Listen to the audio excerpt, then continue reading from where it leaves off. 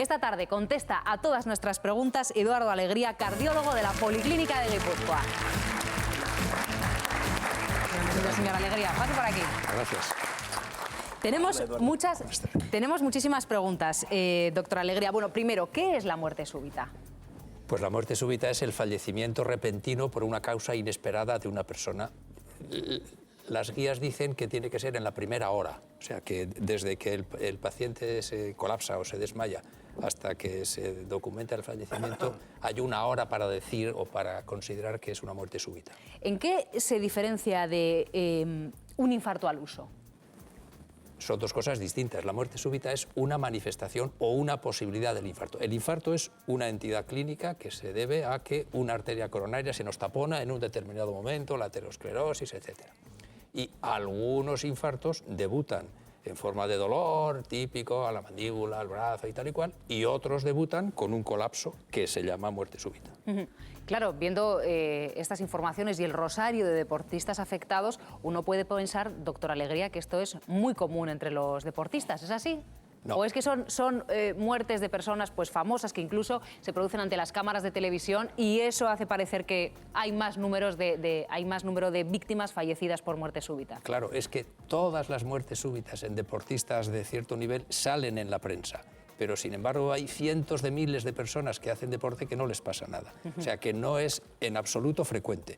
Lo que pasa es que es muy llamativo a efectos del público y iba a decir, afortunadamente, este tipo de choques o de golpes de personas conocidas o famosos o deportistas ya profesionales que tienen estas complicaciones hacen que la sociedad reflexione y se pongan medidas y se mejore la asistencia de las personas. Pero no son frecuentes en modo alguno. ¿Qué provoca la muerte súbita? Bueno, las causas de la muerte súbita hay que separarlas por debajo de los 40 años y por encima de los 40 años. Por encima casi siempre son infartos, o sea, un infarto que debuta en forma de una arritmia que se llama fibrilación ventricular, que causa en muy pocos minutos la muerte. En cambio, por debajo de los 40 años hay muchas otras causas, la mayoría de las cuales son genéticas o hereditarias o congénitas, muchas de las cuales se pueden descubrir con una pesquisa previa. Por eso insistimos... ¿Con qué pesquisa? Bueno, una pesquisa general, o sea, o procedimientos, digamos, estándar, exploración, electrocardiograma, ecocardiograma y prueba de esfuerzo, y en algunos casos de sospecha, pruebas más específicas como estudios electrofisiológicos y resonancias magnéticas. Claro, pero si es una cuestión genética, ¿uno cómo sabe que va a padecer, que va a sufrir una muerte súbita o no? Quiero decir, para hacerse esa prueba. La mayoría, no todas, las causas genéticas de riesgo de muerte súbita tienen alguna manifestación que se puede descubrir previamente.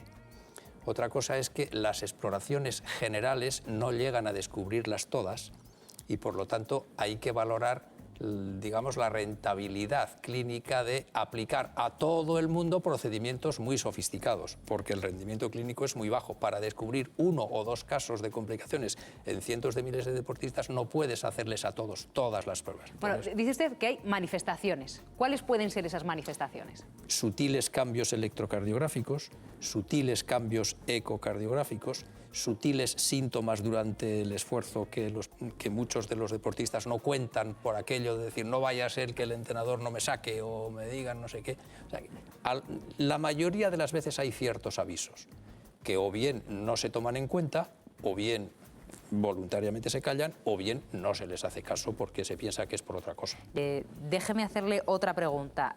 Los deportistas que son una de las personas más controladas, yo creo, médicamente, esos sutiles electrocardiogramas que tienen, esos sutiles síntomas, llama la atención que todas esas sutilezas no se hayan detectado en los exámenes médicos que se les practican. Bueno, primero que los deportistas no son gente sana, en modo alguno. No me diga. No, hacen un deporte muy exagerado, es decir, llegan al límite con mucha frecuencia y por lo tanto no tienen corazones sanos, sino excesivamente solicitados o sobrecargados. Comencemos por ahí, entonces. En segundo lugar, tienen unas exigencias del entrenamiento y de la competición excesivas. En tercer lugar, en algunos, por no decir en bastantes casos, utilizan ayudas nada recomendables. Ayudas externas, farmacológicas, etcétera, nada recomendables.